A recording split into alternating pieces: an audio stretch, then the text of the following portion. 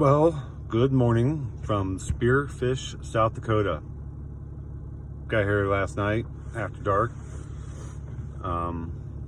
Pretty excited to be here, and someplace I've been wanting to check out for quite some time. And raced across the eastern plains of Wyoming to get here. Pulled into the national forest and found a spot to pull in. And then I woke up not too long ago and it's snowing again. This is what the Walmart parking lot looks like right now.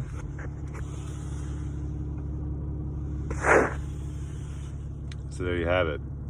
Looks like we're gonna get some accumulation this morning. The adventure continues.